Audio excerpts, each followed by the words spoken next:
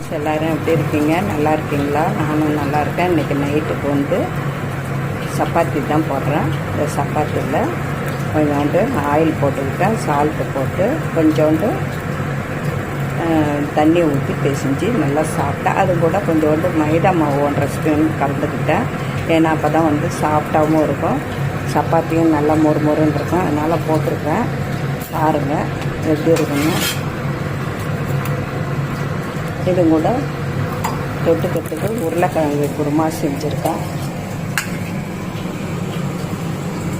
பாருங்கள், உருளைக்கிழங்கு குருமா